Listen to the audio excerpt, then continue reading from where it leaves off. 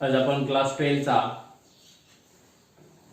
First part मधला third नंबरचा topic trigonometric functions पाहत होतो. एक्सरसाइज 3.2 ला फर्स्ट क्वेश्चन आपल्याला आज पाहायचा आहे. एक्सरसाइज 3.2 जी दिलेली आहे, फाइंड द कार्टेशियन कोऑर्डिनेट. आपल्याला कार्टेशियन कोऑर्डिनेट फाइंड करायचे ऑफ द पॉइंट्स. एखाद्या पॉइंटचे हुज पोलार कोऑर्डिनेट आर, त्याचे पोलार कोऑर्डिनेट दिले असतील. मग पोलार कोऑर्डिनेट दिले असतील तर आपल्याला कार्टेशियन कोऑर्डिनेट आपल्याला फाइंड करायचे. त्याचे तुम्हाला मी फॉर्म्युला दिला होता. कार्टेशियन कोऑर्डिनेट जर आपल्याला काढायचे असेल तर x आपल्याला जर काढायचा असेल तर x इज इक्वल टू आपण पाहिलं होतं r इंटू कॉस थिटा आणि y is equal to r into sine theta. यातून फॉर्म्युलाने आपल्याला काय करायचे, पोलार कोऑर्डिनेटचे आपल्याला कार्टेशियन कोऑर्डिनेट काढायचे. मग इथे आपल्याला फर्स्ट आपल्याला दिलेला आहे कार्टेशियन कोऑर्डिनेट. आपल्याला फर्स्ट एग्जांपल दिलेला आहे √2, π/4. √2, π/4 दिलेला आहे. मग therefore the polar coordination of point, polar coordinates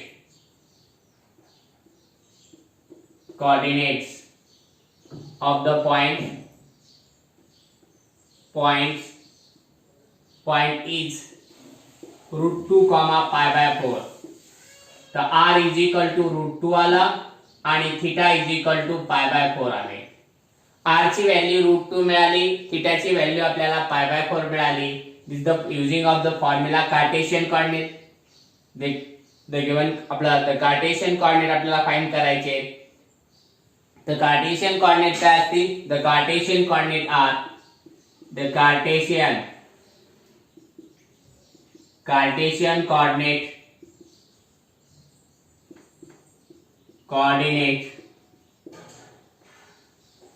coordinates. Therefore x is equal to r into cos theta. पहिला formula x is equal to r into cos theta. r च्या जागेवरती r ची value किती, √2 into cos π/4 आणि इकडे येऊन जाईल r आपलं y is equal to r into sin theta is equal to √2 into sin π/4. √2 ची आपल्याला √2 जसं तसं राहिला, cos π/4 ची व्हॅल्यू जर आपण काढली तर 1/√2 मिळून जाईल. इकडे सुद्धा √2 जसं तसं राहिला, sin π/4 ची व्हॅल्यू 1/√2 मिळून जाईल. हा √2 कॅन्सल झाला, इज इक्वल टू 1 आले. इथे सुद्धा √2 कॅन्सल झाले, इज इक्वल टू 1 आले. Therefore the Cartesian coordinates are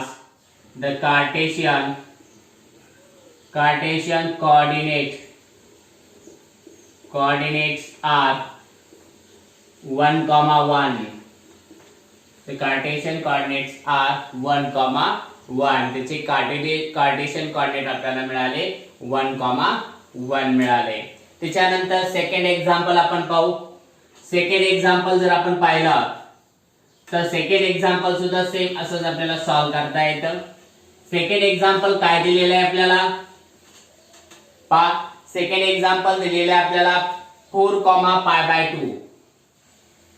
4, π/2 आपल्याला सेकंड एक्झाम्पल दिलेला आहे. 4, π/2 अनुसार जर आपण सॉल्व केला तर इथे आपल्याला काय मिळून जाईल, मग पहा the polar coordinate of the points is 4, π/2. r is equal to 4 आले आणि थीटा इज इक्वल टू π/2 येऊन जाईल. Therefore the Cartesian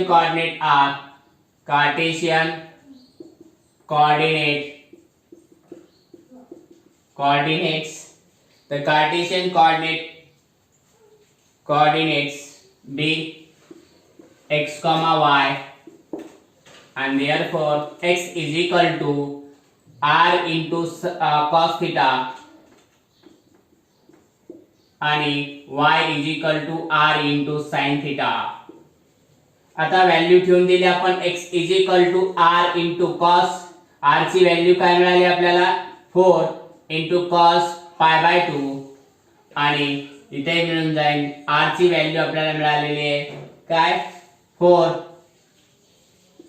into sin π/2 is equal to 4 into cos cos pi by 4 ची व्हॅल्यू आपण cos पाय बाय 2 ची value किती येऊन जाईल 0 येऊन जाईल आणि 4 into sin पाय बाय 2 ची व्हॅल्यू काय मिळून जाईल आपल्याला 1 मिळून जाणार आहे इज इक्वल टू 0 आणि इज इक्वल टू किती 4, 1 4 आले therefore the Cartesian coordinates the Cartesian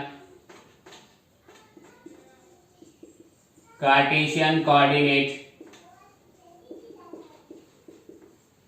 is the Cartesian coordinate is 0, 4 Cartesian coordinate आपल्याला काय मिळून जाईल 0, 4 आपल्याला हा कार्टेशियन कोऑर्डिनेट मिळून जाईल एकदम सोपा आहे फक्त तुमच्या लक्षात आलं फॉर्म्युला लक्षात आला पाहिजे कार्टेशियन कोऑर्डिनेटचा आणि relation between the polar coordinate जर आपल्याला कार्टेशियन कोऑर्डिनेट काढायचं असेल तर त्याचा फॉर्म्युला आणि जर पोलर कोऑर्डिनेट काढायचं असेल तर त्याचा फॉर्म्युला त्यानुसार आपल्याला इथे मांडता येतो x = r * cos θ y = r * sin θ आपल्याला मिळालेला आहे त्यानुसार आपल्याला इथे कार्टेशियन कोऑर्डिनेट आपल्याला मिळाले त्याच्यानंतरचा एक्झाम्पल तुम्ही लिहून घ्या व्यवस्थित त्यानंतर आपल्याला पाहायचं आहे क्वेश्चन किती नंबरचं थर्ड नंबरचं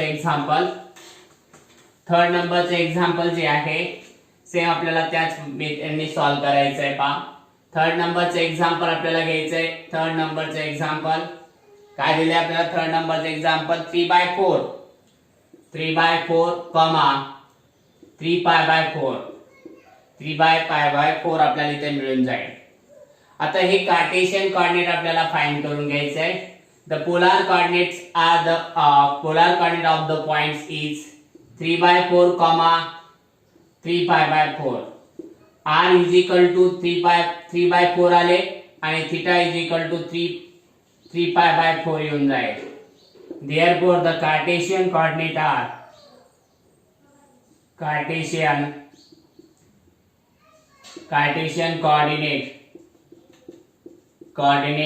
B x, y and therefore x = r * cos θ and y = r * sin θ value ठेवून द्यायची आहे r ची व्हॅल्यू 3/4 आहे into cos 3/4 आणि तर y r into r ची व्हॅल्यू 3/4 आणि sin sin 3/4 आपल्याला इथे मिळून जाईल आता इथं अलाइड अँगल्स वापरावा लागेल कारण 3/4 हा व्हॅल्यू पाय पेक्षा मोठी येते मग पाय पेक्षा मोठी येते त्याला कन्वर्ट आपल्याला करावं लागेल त्याला कन्वर्ट जर आपण केलं 3/4 into cos काय होऊन जाईल pi minus π/4 is equal to y = 3/4 येते sin काय होऊन जाईल इथं पाय मायनस 3/4 मिळून जाईल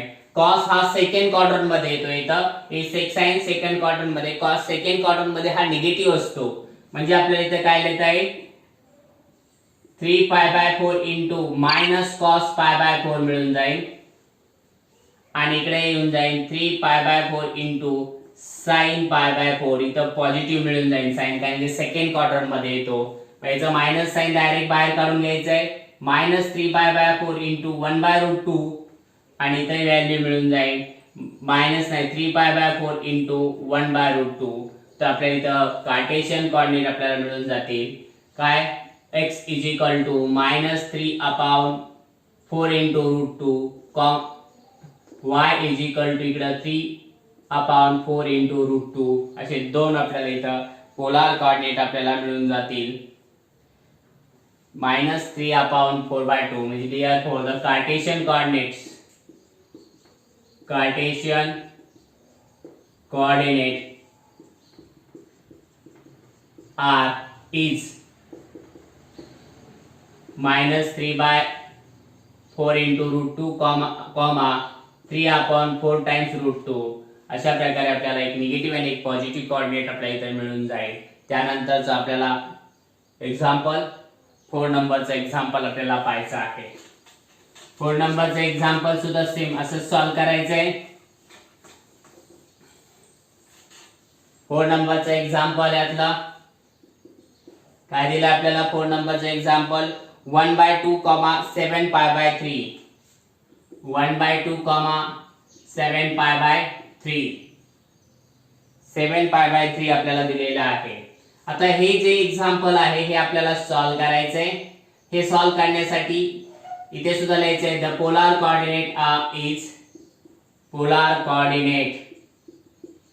कोऑर्डिनेट इज काय दिलेत आपल्याला the polar coordinate of the point is 1/2, 7π/3. r is equal to 1/2 आले आणि theta is equal to 7π/3 आले. Therefore the Cartesian coordinate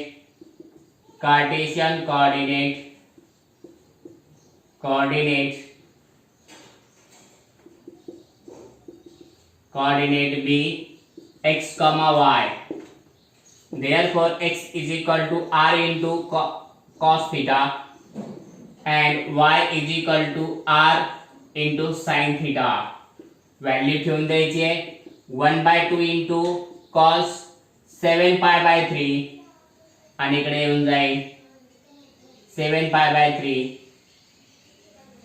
आणि इकडे येऊन जाईल काय 1/2 into sin 7π/3. याचं कॅल्क्युलेशन 7π/3 केलं आपण तर 2π प्लस 1π/3 येऊन जाईल म्हणजे 1/2 into cos 7 म्हणजे इथं काय येऊन जाईल 2π प्लस π/3. 3 to 6, 6 plus 1, 7π/3 येऊन जात आहे is equal to 1/2 into sin 2π plus π/3. हे दोन्ही येणारे अलाइड अँगल्स आपल्याला कोणत्या सेकंड क्वाड्रंट मधले येतात. मग सेकंड क्वाड्रंट मधल्या दोन्ही पॉझिटिव्ह असतात म्हणजे इथं cos π/3 येऊन जाईल इज इक्वल इकडे किती मिळून जाईल 1/2 into sin π/3. π/3 म्हणजे 60. इथे cos π/2 ची व्हॅल्यू आपल्याला 1/2 येऊन जाईल आणि sin π/2 ची व्हॅल्यू आपल्याला काय मिळून जाईल √3/2 मिळून जाईल. याचं कॅल्क्युलेशन जर आपण केला आपण तर x ची व्हॅल्यू आपल्याला मिळून जाईल x इज इक्वल टू 1/4 मिळून जाईल आणि y इज इक्वल टू √3/4 मिळून जाईल. and therefore the Cartesian coordinate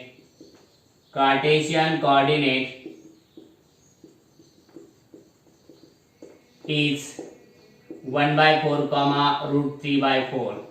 हे कार्टेशियन कोऑर्डिनेट आपल्याला मिळाले 1/4, √3/4. आता आपल्याला सेकंड क्वेश्चन पाहायचा आहे.